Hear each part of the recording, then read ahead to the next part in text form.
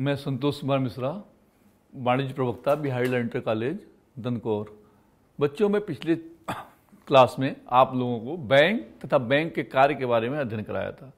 आज बैंक के महत्व, प्रकार, बैंक व्यवसाय के संगठन के बारे में अध्ययन करेंगे।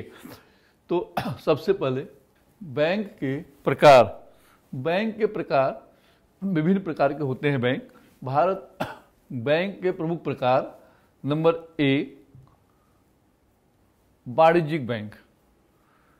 वाणिज्यिक बैंक वह बैंक होते हैं जो व्यापार कार्य के लिए ऋण देते हैं, अर्थात विभिन्न प्रकार के खाते खोलकर लोगों को लेन देन करते रहते हैं। इसमें बैंक में कई प्रकार के खाते खोले जाते हैं, जैसे चालू खाता, बचत खाता, आपका आवर्ती जमा खाता, गुल्लक खाता, सावधि जमा खाता।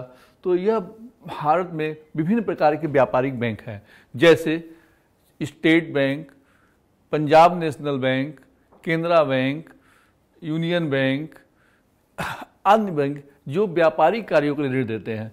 इनमें ऋण देने की लगभग मध्यकालीन यानी 5 साल से कम की अवधि के लिए ही ऋण प्रदान करते हैं। कुछ नेशनलाइज्ड बैंक होते हैं और कुछ जो होते हैं प्राइवेट सेक्टर के बैंक भी इसमें कार्यरत हैं। नंबर 2, औद्योगिक बैंक। औद्योगिक बैंक वह हैं जो औद्योगिक कार्यों के लिए दीर्घकालीन ऋण देते हैं, जैसे IDBI, ICICI, ये सब बैंक जो हमारे औद्योगिक बैंक के नाम से जाने जाते हैं। यह लॉन्ग टर्म के लिए लोन देने का कार्य करते हैं। इनकी ऋण की सीमा 20 साल तक की होती है। विदेशी विनिमय बैंक। विदेशी विनिमय बैंक वह बैंक होता है जो विदेशी व्यापार के लिए ऋण देने का कार्य करता है। भारतवर्ष में विदेशी बैंकों की संख्या नहीं के बराबर है। यह कार्य सामान्यतः वाणिज्यिक बैंकों द्वारा ही किया जाता है, अर्थात इसमें विदेशी मुद्रा का लेन देन होता है। कृषि बैंक। यह बैंक कृषि कार्य के लिए ऋण देने का कार्य करते हैं, जिसमें ट्रैक्टर, बीज, कृषि उपकरण आदि को खरीदने आदि के लिए किसानों को ऋण दिया जाता है। और यह भारत में नाबार्ड एक संस्था है जो कृषि कार्यों के लिए ऋण देने का कार्य करती है। इस प्रकार जो है कृषि बैंक, सहकारी समितियां भी कृषि कार्यों के लिए ऋण देने का कार्य करता है। वाणिज्यिक बैंक भी कृषि बैंक के तरह ऋण देने का कार्य करते हैं। बचत बैंक। बचत बैंक क्या है? बचत बैंक, विदेशों में बचत बैंक अलग से एक बैंक होता था, लेकिन भारतवर्ष में बचत बैंक कोई बैंक नहीं है। फिर भी यह डाकघर में बचत खाते खोले जाते हैं। इसके साथ साथ जितने भी व्यापारिक बैंक हैं वह अपने यहाँ बचत खाते खोलते हैं, उस पर एक निम्नतम दर से ब्याज देते हैं और लोगों की जनता के धन को सुरक्षित रखने का काम करते हैं। देसी बैंकर्स। देसी बैंकर्स वे बैंकर्स हैं जो मुद्रा का लेन देन करते हैं, अर्थात ऊंचे दर पर, जो कहीं पर नेशनलाइज्ड नहीं होते हैं, कहीं पर रजिस्टर्ड नहीं होते हैं, परंतु बैंकिंग संबंधी कार्य करते हैं। भारतवर्ष में साहूकार, महाजन, सर्राफा आदि यह कार्य करते हैं, जिनकी ब्याज की दर काफ़ी ऊंची होती है। केंद्रीय बैंक।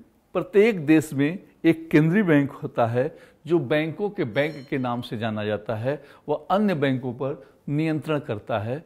भारतवर्ष में रिजर्व बैंक ऑफ इंडिया केंद्रीय बैंक के रूप में कार्य करता है और यह नोट निर्गमन का कार्य भी करता है। डाकघर बचत बैंक। प्रत्येक भारतवर्ष में डाकघर में बचत खाते खोले जाते हैं। प्रत्येक डाकघरों में बचत खाता खोला जाता है, जिसमें जनता की छोटी छोटी रकमें जमा होती हैं।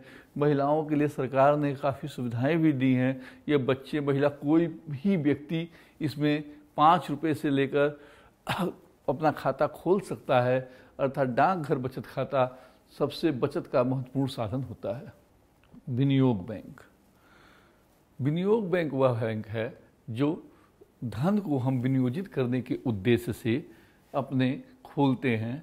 हमारे देश में विभिन्न प्रकार के विनियोग बैंक हैं, जैसे UTI, IDBI, unit trust, LIC ऐसे बैंक जो होते हैं जो जनता की छोटी छोटी बचत को रख के वो कहीं अन्य उद्योगों में विनियोग करके लाभ कमाते हैं, उस लाभ का हिस्सा जनता को देते हैं।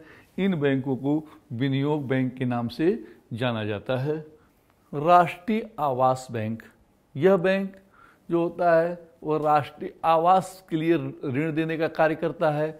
जितने भी हाउसिंग फाइनेंसिंग कंपनी होती हैं वो राष्ट्रीय आवास बैंक के काम लिए होती के अंतर्गत आती है। इनका मुख्य उद्देश्य जो होता है मकान के लिए ऋण प्रदान करना होता है।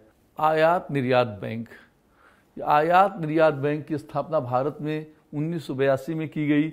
यह आयात और निर्यात करने के लिए विदेशी मुद्रा की व्यवस्था करते हैं, आयात निर्यात के कार्य को सुविधाजनक बनाते हैं।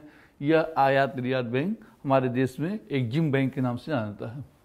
अंतर्राष्ट्रीय बैंक, अंतर्राष्ट्रीय बैंक वह बैंक है जो अंतर्राष्ट्रीय कार्य के लिए ऋण देता है, जैसे अंतर्राष्ट्रीय मुद्रा कोष, विश्व बैंक, ये आदि जो होता है यह अंतर्राष्ट्रीय बैंक के अंतर्गत आता है। यह बैंक जिसका मुख्य उद्देश्य अंतर्राष्ट्रीय मुद्दों के लिए ऋण प्रदान करना होता है। अनुसूचित बैंक, अनुसूचित बैंक क्या है? अनुसूचित बैंक वह बैंक है जो रिजर्व बैंक की अनुसूची में शामिल किया जाता है, अर्थात रिजर्व बैंक अधिनियम 1934 में इसको लिस्टेड किया गया है। उन बैंकों को अनुसूचित बैंक के नाम से जानते हैं। अनुसूचित बैंक किन्हें किस प्रकार के होते हैं, कैसे होते हैं? अनुसूचित बैंक के लिए यह माना गया है कि अनुसूचित बैंक में शामिल किए जाने के लिए निम्नलिखित शर्तें होती हैं। कौन कौन सी शर्तें होती हैं? नंबर 1, वह बैंक भारत में व्यवसाय कर रहा हो, अर्थात कोई भी बैंक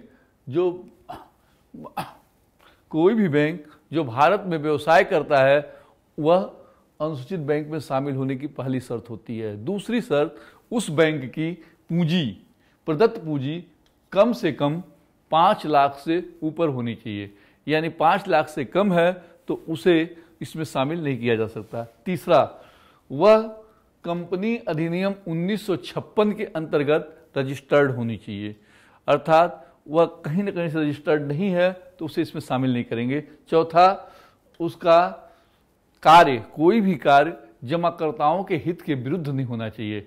इस प्रकार ये 4 शर्तों को पूरा करने वाले बैंकों को ही रिजर्व बैंक अपने अनुसूची में शामिल करता है और अनुसूचित बैंक कहलाता है।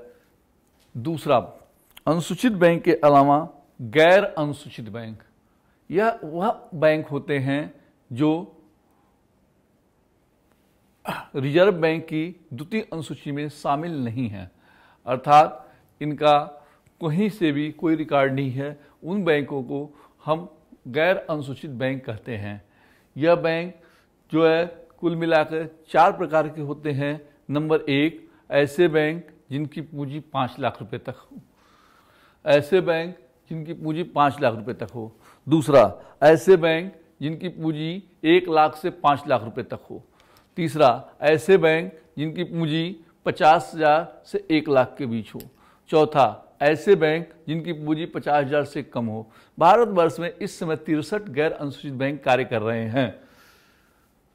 अब हम बताएंगे आप लोगों को बैंकों के महत्व के बारे में बताएंगे कि आधुनिक बैंक के कौन कौन से महत्व हैं। उन महत्व के बारे में देखते हैं। सबसे पहला महत्व, बचत करने की आदत को प्रोत्साहन करना। बैंकों में सबसे पहला महत्व होता है बैंक अपने ग्राहकों को बचत करने की आदत को प्रोत्साहित करता है। बैंक अपने यहाँ विभिन्न खाते खोलता है, कुछ ब्याज भी देता है, जिससे लोगों को धन की बचत करने की आदत होती है। पूंजी निर्माण में सहायक, पूंजी निर्माण अर्थात बैंक पूंजी निर्माण का कार्य करता है। कुल मिलाकर जब बैंक में हम जमा करते हैं तो जमा किए हुए धन को वह उन जगह पर लगाता है जहां पर उसकी आवश्यकता होती है। इस प्रकार वह पूंजी निर्माण में सहायक होता है। कृषि विकास में योगदान, बैंक धन को कृषि के विकास में योगदान करता है, अर्थात कहने का मतलब है जो कृषि कार्य के लिए वो ऋण देता है, कृषि उपकरण खरीदने के लिए वो ऋण देता है, कृषि के बीज खरीदने के लिए ऋण देता है, इन सब में उसका योगदान होता है। पूंजी कौशल और का एकीकरण, बैंक पूंजी और कौशल को मिलाता है, अर्थात कुछ योग्य व्यक्ति हैं, उनके पास धन नहीं है, बैंक के पास धन होता है, तो वह उससे लोन लेके अपने उद्योग का विकास करते हैं और उससे पूंजी और कौशल दोनों में एकीकरण हो जाता है। वित्तीय साधनों की पूर्ति में संतुलन, वित्तीय संसाधन जो होते हैं उनकी पूर्ति एवं संतुलन बनाए रखते हैं। जिस प्रकार वित्तीय साधन मिलते हैं, वित्तीय साधन का मतलब जहाँ जहाँ धन होता है उनका जहाँ पर ज़रूरत होती है उन स्थान पर उसको हस्तांतरण करके उसमें संतुलन बनाए रहते हैं। राजकीय अर्थ प्रबंध में सहायक, बैंक राजकीय अर्थ प्रबंध अर्थात सरकार के सलाहकार के रूप में भी काम करते हैं। उनका प्रबंध धन का प्रबंध करने की व्यवस्था करते हैं, धन को किस प्रकार विनियोजित किया जाए इसके बारे में अध्ययन कराते हैं। तो इस प्रकार वह राजकीय अर्थतंत्र में सहायक होते हैं। नैतिक वातावरण का निर्माण, बैंक के माध्यम से धन को हम बैंक में जमा कर देते हैं जिसमें चोरी वगैरह का भय कम होता है। इस प्रकार हमारा नैतिक वातावरण का निर्माण होता है। विदेशी व्यापार में सहायक, विदेशी व्यापार से ऐसे व्यापार से होता है जब देश को अपने माल को दूसरे देश में भेजते हैं या दूसरे देश के माल को खरीदते हैं, आयात या निर्यात, उसके लिए विदेशी मुद्रा की जरूरत पड़ती है। यह विदेशी मुद्रा हमें बैंकों के माध्यम से ही प्राप्त हो पाती है, अर्थात बैंक के माध्यम से हम विदेशी व्यापार सुविधाजनक बनाते हैं। मुद्रा प्रणाली को लोचदार पूर्ण बनाना, अर्थात यह बैंक जो है मुद्रा प्रणाली को लोचपूर्ण बनाती है। पहले लोग मुद्रा को अपने पास ही रखते थे, लेकिन अब जहाँ जिसको ज़रूरत होती है वहाँ बैंकों में अगर हमारे पास फालतू धन है तो हम बैंक में जमा कर देते हैं ताकि अधिक से अधिक उस पर ब्याज मिल सके, और जिन लोगों को पैसे की ज़रूरत होती है बैंक उन्हें ऋण देती है। इस प्रकार मुद्रा जो है लोचदार होती है, अर्थात उसे आवश्यकता अनुसार घटाया बढ़ाया जा सकता है। साख पत्रों के प्रयोग को बढ़ावा, बैंकों के माध्यम से साख पत्रों का प्रयोग बढ़ा है, अर्थात बैंक के माध्यम से हम cheque, bill, draft, bank draft आदि का यूज करना अधिक सुविधाजनक समझने लगे हैं और इसका प्रयोग अधिक से अधिक होने लगा। आजकल विभिन्न प्रकार के ऐप भी हो गए हैं जिससे साख को बढ़ावा मिल रहा है। आर्थिक स्थिति का मूल्यांकन, बैंक अपने खातों के माध्यम से आर्थिक स्थिति का मूल्यांकन करती है, अर्थात किसको कितना उधार दिया जा सकता है, कितना नहीं दिया जा सकता है, इन सब बातों का ध्यान बैंक आसानी से कर सकती है।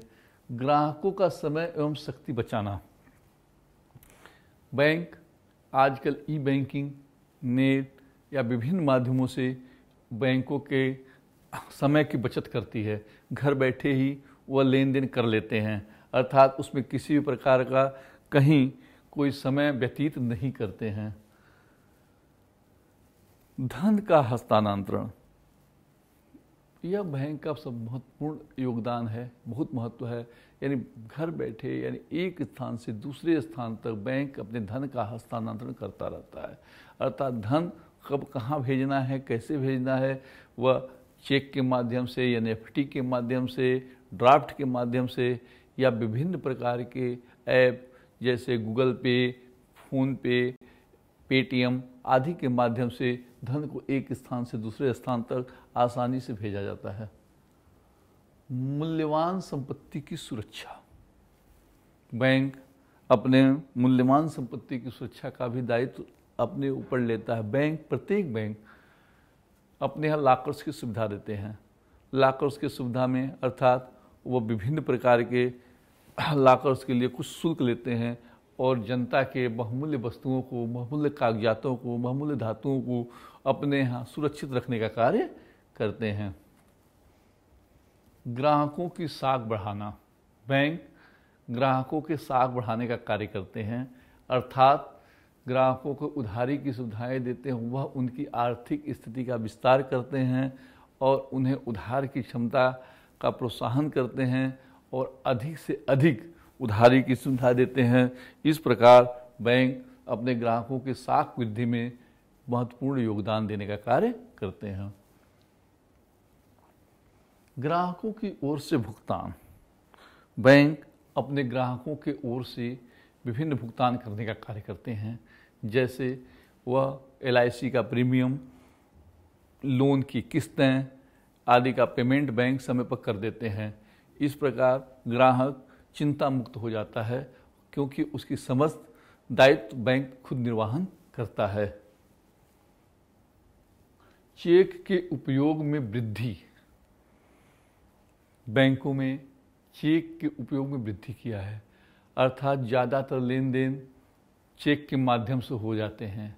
चेक के माध्यम से लेन देन होने से मुद्रा की अधिक खपत नहीं हो पाती है, अर्थात कम मुद्रा पर भी काम चल जाता है।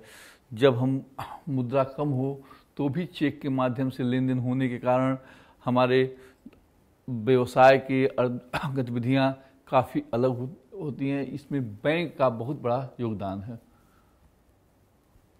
साख पत्रों का संग्रह करना। बैंक अपने ग्राहकों की ओर से उनके साख पत्र यानी चेक, बिल, हुंडी आदि को संग्रह करता है और समय आने पर उसका भुगतान वसूल करके उसके खाते में जमा कर देता है। औद्योगिक विकास में सहायक। औद्योगिक विकास में सहायक यानी कुल मिलाकर बैंक उद्योगों के विकास में बहुत ही महत्वपूर्ण योगदान निभाता है, क्योंकि बिना बैंक के औद्योगिक विकास की हम कल्पना भी नहीं कर सकते। कोई भी औद्योगिक विकास बैंकों के माध्यम से ही होता है, बिना बैंकों के हम औद्योगिक विकास नहीं कर। इस प्रकार हमने देखा आधुनिक अर्थ जगत में बैंकों का काफ़ी योगदान है। बिना बैंकों के कोई भी देश विकसित नहीं हो सकता। आज वही राष्ट्र या देश विकसित है जहाँ पर बैंक अधिक से अधिक डेवलप्ड है। अर्थात कहने का मतलब ये है कि जिस प्रकार हमारे नसों में रक्त, हड्डियों में मज्जा, उसी प्रकार किसी भी अर्थव्यवस्था में बैंक का महत्व होता है। अगर वह बैंक नहीं है तो वह अर्थव्यवस्था चकनाचूर हो जाती है, अर्थात यह किसी अर्थव्यवस्था की रीढ़ की हड्डी है। अब बच्चों आगे व्यापारिक बैंकों का संगठन। जो व्यापारिक बैंक हमारे हैं उनका संगठन किस प्रकार है, तो व्यापारिक बैंकों के जो संगठन के बारे में अध्ययन करते हैं तो व्यापारिक बैंकों का दो संगठन होते हैं, एक तो इकाई बैंकिंग और दूसरा शाखा बैंकिंग। तो इकाई बैंकिंग क्या है और शाखा बैंकिंग क्या है, इसका विस्तृत अध्ययन अभी मैं कर रहा हूँ। सबसे पहले हम देखते हैं इकाई बैंकिंग। इकाई बैंकिंग इस पद्धति के अनुसार एक बैंक की एक ही शाखा होती है, एक ही हेड ऑफिस होता है, उसकी अन्य कोई ब्रांच नहीं होती है। उसी के अंतर्गत वह अपना जो है व्यापार करता है। एक क्षेत्र में एक ही बैंक होता है। यह बैंक अमेरिका में सबसे ज़्यादा लोकप्रिय रहा है, अर्थात वहाँ ब्रांच नहीं होते, यानी इस बैंक के कोई ब्रांच अलग से नहीं होता है। इस प्रकार का बैंक इकाई बैंकिंग के अंतर्गत आता है। इकाई बैंकिंग में इकाई बैंकिंग के गुण, इकाई बैंकिंग के गुण, इकाई बैंकिंग के कौन कौन से गुण हैं ये आपको हम बता रहे हैं। नंबर 1, प्रबंध एवं निरीक्षण एवं नियंत्रण में सुविधा। इकाई बैंकिंग में चूंकि एक ही ब्रांच होती है, एक ही शाखा होता है, वही उसका हेड ऑफिस होता है, वही सब कुछ होता है, तो उसका प्रबंध, नियंत्रण एवं निरीक्षण करने में आसानी होती है। अर्थात कुल मिलाकर इस प्रकार के बैंकों को सबसे ज़्यादा सुविधाजनक या विकास में प्रोत्साहन मिलता है। नंबर 2, अकुशल बैंकों को कोई स्थान नहीं है, अर्थात इसमें कोई बैंक यदि कमज़ोर है, वह अकुशल है, तो उनका कोई योगदान नहीं होता, वह तुरंत ही फ्लॉप हो जाते हैं। इस गला काट प्रतियोगिता में वह टिक नहीं पाते हैं। एकाधिकारी प्रवृत्ति पर प्रतिबंध। एकाधिकारी प्रवृत्ति से मतलब होता है इन बैंकों में अगर कोई एकाधिकार की भावना हो तो उस पर प्रतिबंध होता है। कारण कि विभिन्न एक बैंक का क्षेत्र सीमित होता है, वह विभिन्न क्षेत्रों पर काम नहीं करता है, तो सभी बैंकों को अपने कार्य करने के लिए मौका मिलता है और यहाँ पर एकाधिकार की प्रवृत्ति नहीं होती है। अगला, बैंकिंग कार्यों में विलंब का अभाव। इस प्रकार के बैंकों में कार्य आसानी से होता है, क्योंकि प्रत्येक कर्मचारी यह जानता है कि अगर उसके कार्य ग्राहक के कार्य में विलंब होगा तो ग्राहक दूसरे बैंक में चला जाएगा। इस प्रकार वह अधिक से अधिक ग्राहक को संतुष्ट करने की कोशिश करता है। प्रारंभन प्रेरणा, अर्थात इस प्रकार के बैंकों में प्रारंभन प्रेरणा मोटिवेशन मिलता है, अर्थात छोटी पूंजी से भी कोई अपना बैंक खोलता है और मोटिवेट होता रहता है। स्थानीय आवश्यकताओं के अनुकूल, इकाई बैंकिंग का यह सबसे बड़ा लाभ है कि वह अलग अलग स्थानों पर इकट्ठा खोला जाता है, जिससे वहाँ पर उनकी आवश्यकताओं को ध्यान में रखा जाता है। जिस स्थान पर जो बैंक खोला जाता है वहाँ की जनता की आवश्यकताओं को विशेष ध्यान में रख के खोला जाता है। इस प्रकार स्थानीय आवश्यकताओं का इकाई बैंकिंग पूरा ध्यान रखता है। स्वतंत्र व्यवसाय के अनुकूल, इकाई बैंकिंग में स्वतंत्र व्यवसाय का रूप में देखा जाता है, अर्थात उसकी व्यवसाय में स्वतंत्रता रहती है, यानी कोई भी जब चाहे वो स्टार्ट कर सकता है, जब चाहे वो बंद कर सकता है, किसी भी प्रकार का बहुत ज़्यादा बंधन उसके ऊपर नहीं रहता है। अब इकाई बैंकिंग के दोष, जिस प्रकार सिक्के के दो पहलू होते हैं, उसी प्रकार इकाई बैंकिंग में भी वह पहलू है, लाभ है तो हानि होगी। जैसे हेड है तो टेल होगा, उसी प्रकार लाभ है तो हानि हो। ये कौन कौन सी हानियां हैं यह आपको बताया जा रहा है। नंबर 1, श्रम विभाजन एवं विशिष्टीकरण का अभाव। चूंकि इकाई बैंकिंग में एक ही ब्रांच होती है तो यहाँ पर अपने कर्मचारियों के श्रम विभाजन पर विशेष ध्यान नहीं दिया जा सकता, अर्थात इसका अभाव पाया जाता है। ब्याज की दरों में भिन्नता, इकाई बैंकिंग अलग अलग बैंक की एक ही ब्रांच होती है, अलग अलग बैंक होते हैं, अलग अलग बैंक अपनी सुविधाओं के अनुसार अपने ब्याज के दरों में अंतर रखते हैं। लाभ कमाने के उद्देश्य से कुछ लोग ब्याज घटाते हैं, कुछ लोग बढ़ाते हैं, इस प्रकार उनके ब्याज की दरों में भिन्नता पाई जाती है। सीमित साधन, इकाई बैंकिंग के साधन जो होते हैं, इकाई बैंकिंग के साधन जो होते हैं वो सीमित होते हैं, अर्थात उसकी पूंजी कम होती है, उसके कई ब्रांच नहीं होते हैं, छोटे पैमाने पर बैंकिंग कार्य करता है, इसलिए उसके साधन सीमित होते हैं। अस्थायित्व, इकाई बैंकिंग में अस्थायित्व का दोष पाया जाता है, कारण कि उनका जीवन काल बहुत कम होता है। अगर वह कंपटीशन में नहीं टिक पाते, अकुशल प्रबंध के कारण उनका जो है जीवन स्वतः ही नष्ट हो जाता है।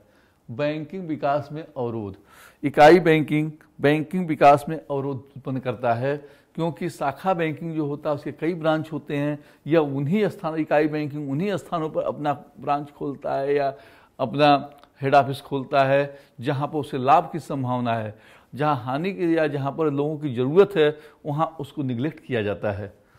साधनों का पूर्ण उपयोग न होना, इकाई बैंकिंग में संसाधन जो होते हैं उनका पूर्ण उपयोग नहीं हो पाता है, क्योंकि जहां लाभ कमाने को वहां पर एक ही साथ कई बैंक खुल जाते हैं कंपटीशन को देखते हुए, और जहां गांव वगैरह क्षेत्र है भारत जैसे देश में, वहां पर ग्रामीण क्षेत्रों में कोई भी अपनी पूंजी लगाकर बैंक खोलने को तैयार नहीं हो सकता है।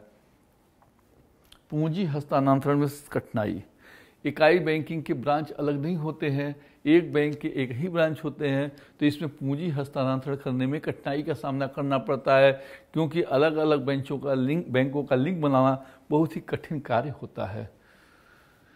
जोखिम का संकेंद्रण, इसमें जोखिम ज़्यादा मात्रा में पाया जाता है, क्योंकि यहाँ पर यह एक जगह की अगर हानि होती है तो वो बैंक अपने आप स्वतः ही डूब जाता है, उसका जोखिम हस्तांतरण करने वाला कोई अन्य ब्रांच नहीं होता है। तो इस प्रकार इसमें जोखिम का जो है केंद्रीकरण हो जाता है। शाखा बैंकिंग, शाखा बैंकिंग क्या है? शाखा बैंकिंग वह बैंकिंग है जिसका एक हेड ऑफिस होता है और उसके कई ब्रांच कार्य करते हैं। तो जैसे भारत में शाखा बैंकिंग का ही विस्तार हुआ है। स्टेट बैंक का हेड ऑफिस आपका बम्बई में है और भारतवर्ष के प्रत्येक क्षेत्र में स्टेट बैंक काम करता है। पंजाब नेशनल बैंक एक हेड ऑफिस है, उसके ब्रांच चारों तरफ फैले हुए हैं। केनरा बैंक एक हेड ऑफिस है, उसके ब्रांच चारों तरफ फैले हुए हैं। तो यह प्रणाली सबसे पहले इंग्लैंड द्वारा अपनाई गई और यह पूरे विश्व में सर्वाधिक लोकप्रिय है। तो यह प्रणाली जो है शाखा बैंकिंग इकाई बैंकिंग से विस्तृत क्षेत्रों में काम करती है। इकाई बैंक जहां छोटे पैमाने पर बैंकिंग काम करता है, शाखा बैंकिंग बहुत बड़े पैमाने पर इसका विस्तार करती है। शाखा बैंकिंग के गुण, इसके भी गुण और दोष होते हैं। तो अब हम शाखा बैंकिंग के गुण के बारे में अध्ययन करेंगे। नंबर 1, बड़े पैमाने के उत्पादन श्रम विभाजन के लाभ। चूंकि शाखा बैंकिंग के कई ब्रांच होते हैं, जब कई ब्रांच होते हैं तो वहाँ पर बड़े पैमाने पर भर्ती होती है और उसमें जो है श्रम विभाजन, जो व्यक्ति जिस कार्य के योग्य होता है उसको उस पद पर पदोन्नत या प्रमोशन किया जाता है। इस प्रकार श्रम विभाजन का लाभ भी मिलता है और उसमें उत्पादन को भी प्रोत्साहन मिलता है। नगद कोषों की बचत, चूंकि शाखा बैंकिंग के ब्रांच कई जगह होते हैं तो वह अपने यहाँ नगद कोष कम रख के भी काम चला सकता है। जब कभी नगद की आवश्यकता होती है तो दूसरे ब्रांच से पैसा मंगा लेता है। इस प्रकार शाखा बैंकिंग में शाख का विस्तार को प्रोत्साहन मिलता है और नगद कोष कम रख के भी काम चला सकता है। जोखिम की भौगोलिक वितरण, इसमें कई ब्रांच होते हैं तो जोखिम का बंटवारा हो जाता है। कहने का मतलब ये होता है कि बैंक अपने जोखिम अन्य ब्रांच, अगर एक ब्रांच घाटे में जा रही है तो उसकी पूर्ति दूसरे ब्रांच द्वारा हो जाता है। अर्थात इनका जोखिम जो है भौगोलिक स्तर पर चारों तरफ बटा होता है, कहीं लाभ होता है कहीं हानि होती है, उसकी सब समायोजन किया जा सकता है। धन के हस्तांतरण में सुविधा, शाखा बैंकिंग के कई ब्रांच होते हैं, कई ब्रांच होने के कारण इसमें धन आसानी से हस्तांतरण हो जाता है। अर्थात एक स्थान से दूसरे स्थान से तक बहुत कम समय में धन का हस्तांतरण किया जा सकता है। बैंकिंग सेवा का प्रसार, शाखा बैंकिंग में बैंकिंग सेवा का प्रसार किया जाता है। चूँकि एक हेड ऑफिस होता है, उसकी कई ब्रांच होती हैं। इस समय वर्तमान समय में एशिया का सबसे बड़ा bank state bank of India है, जिसकी कई शाखाएं देश में तथा विदेश में कार्य कर रही हैं। उचित विनियोग की व्यवस्था, शाखा बैंकिंग में उचित विनियोग की व्यवस्था की जाती है। विभिन्न प्रकार के खाते खोलकर उसमें विनियोग धन को किया जा सकता है। इस प्रकार शाखा बैंकिंग देश के विकास में बहुत ज़्यादा योगदान देती है। प्रशिक्षण की सुविधाएं, चूँकि शाखा बैंकिंग की ढेर सारी ब्रांच होती हैं, कई कर्मचारी होते हैं, उन्हें समय समय पर ट्रेनिंग या प्रशिक्षण की आवश्यकता पड़ती है तो वह उस पर प्रशिक्षण देने का कार्य भी करते हैं। कई बैंक तो अपने यहाँ प्रशिक्षण गृह का भी, ट्रेनिंग सेंटर का भी निर्माण करके रखे हुए हैं, जो हर 3 साल या 4 साल बाद अपने कर्मचारियों को समय समय पर ट्रेनिंग देने का कार्य करते हैं। ब्याज दरों में समानता, शाखा बैंकिंग में ब्याज दरों में समानता रहती है। अर्थात जितने भी ब्रांच हैं उनमें सभी ब्रांचों में एक ही तरह का ब्याज दिया जाता है, उसमें किसी प्रकार की भिन्नता नहीं रहती है। बैंकों के असफल होने की कम संभावना, शाखा बैंकिंग में बैंकों के असफल होने की संभावना कम होती है। कारण कि अगर एक जगह शाखा की कमी हो जाए तो उसकी पूर्ति दूसरे ब्रांच से हम कर सकते हैं। इस प्रकार बैंकों में असफलता की संभावनाएं बहुत कम होती हैं। सुदृढ़ एवं सुव्यवस्थित बैंकिंग प्रणाली के विकास में सहायक, शाखा बैंकिंग आधुनिक युग में एक सुदृढ़ एवं व्यवस्थित बैंकिंग प्रणाली है। आर्थिक स्थिति का सही ज्ञान, शाखा बैंकिंग से हम आर्थिक स्थिति का सही जानकारी प्रदान करते हैं। क्षेत्रीय विकास, शाखा बैंकिंग के माध्यम से क्षेत्रीय विकास को बढ़ावा मिलता है। अर्थात जो क्षेत्रीय विकास होता है उसका हमें अच्छा सा योगदान मिलता है। जो कमज़ोर क्षेत्र होते हैं वहाँ भी बैंक अपने ब्रांच खोल लेती है। अगर घाटा भी होता है तो उसकी पूर्ति उन ब्रांचों से की जाती है जहाँ पर लाभ हो रहा हो। अब आता है शाखा बैंकिंग के दोष। शाखा बैंकिंग जिस प्रकार लाभ है उसी प्रकार शाखा बैंकिंग की कुछ कमियां भी हैं। वह कमियां निम्नलिखित हैं। शाखा बैंकिंग के निम्नलिखित कमियां हैं। नंबर 1, प्रबंध निरीक्षण एवं नियंत्रण में कठिनाई। शाखा बैंकिंग के एक ही ब्रांच में कई डिपार्टमेंट, कई ब्रांच होते हैं, एक ही हेड ऑफिस के अंदर कई ब्रांच होते हैं, तो उन पर नियंत्रण करना या प्रबंध करना कठिन कार्य होता है। अर्थात उसके लिए योग्य प्रबंधकों की आवश्यकता होती है। एकाधिकार को प्रोत्साहन, शाखा बैंकिंग में एकाधिकार को प्रोत्साहन मिलता है। अर्थात कहने का मतलब वह कंपटीशन की भावना में अपने हर जगह ब्रांच खोलती है और अन्य बैंकों को दबाने की पूरी कोशिश करती है। व्ययपूर्ण प्रणाली, चूंकि शाखा बैंकिंग में कई ब्रांच होते हैं तो यह प्रणाली काफ़ी व्ययपूर्ण होती है। इसमें तानाशाही का भी रोल होता है, लाल फीताशाही चलता है। इस प्रकार यह एक व्ययपूर्ण प्रणाली होती है। छोटे ग्राहकों की उपेक्षा, क्योंकि शाखा बैंकिंग बड़े बड़े उद्योगों को ऋण देती है, बड़े बड़े उद्योगों के लिए जो उनकी सेवा में ध्यान देती है, छोटे छोटे ग्राहकों की उपेक्षा करती है। अस्वस्थ प्रतियोगिता को प्रोत्साहन, अर्थात शाखा बैंकिंग अस्वस्थ यानी कि आपसी कंपटीशन जो होता है वह स्वस्थ न होकर एक दूसरे को नीचा दिखाने के लिए किया जाता है। इस प्रकार यहाँ पर अलग अलग ब्रांचों में या अलग अलग बैंकों के ब्रांचों में एक अस्वस्थ प्रतियोगिता होती है। दुर्बल व हानिकारक शाखाओं का अस्तित्व, जो दुर्बल और कमजोर शाखाएं होती हैं उन शाखाओं में उसका अस्तित्व खतरे में रहता है, अर्थात उसे बंद करने की कोशिश की जाती है और अन्य शाखाओं में विलय कर दिया जाता है। प्रेरणा एवं लोच का अभाव, चूँकि शाखा बैंकिंग में प्रेरणा और लोच का अभाव होता है क्योंकि इसमें अधिक से अधिक लोग धन को इकट्ठा करते हैं, तो उन चीज़ों को जहाँ पर कमज़ोर ब्रांच होते हैं उनकी उपेक्षा की जाती है। पिछड़े क्षेत्रों के विकास में बाधक, चूँकि प्रत्येक बैंक अधिक लाभ कमाना चाहता है तो वो अपने ब्रांच को कमज़ोर या पिछड़े क्षेत्रों में लगाने से दूर भागता है। सरकारी क्षेत्र के बैंक तो वहाँ पर अपने ब्रांच खोल लेते हैं, लेकिन कोई भी प्राइवेट सेक्टर का बैंक उन क्षेत्रों पर अपने बैंक नहीं खोलता जहाँ पर उसे लाभ की संभावनाएं कम दिखती हैं। व्यक्तिगत संपर्क का अभाव, चूँकि इकाई बैंकिंग में अपना अस्तित्व बरकरार रखने के लिए व्यक्तिगत संपर्क किया जाता है। शाखा बैंकिंग में व्यक्तिगत संपर्क का अभाव होता है क्योंकि उन्हें पता है कि एक जगह की पूर्ति दूसरी जगह से हम कर सकते हैं। विदेशी शाखाओं को खोलने में कठिनाई, अर्थात शाखा बैंकिंग के विदेशी शाखाओं को खोलने में हमें कठिनाई का सामना करना पड़ता है। इस शाखा बैंकिंग और इकाई बैंकिंग में अंतर का आधार, शाखा बैंकिंग और इकाई बैंकिंग में निम्नलिखित अंतर हैं। नंबर 1, शाखाएं। शाखा बैंकिंग की कई शाखाएं होती हैं, इकाई बैंकिंग की एक शाखा होती है। साधन, शाखा बैंकिंग के साधन सीमित होते हैं। हाँ, जोखिम का वितरण, जोखिम का वितरण से मतलब होता है यहाँ से आ जाए।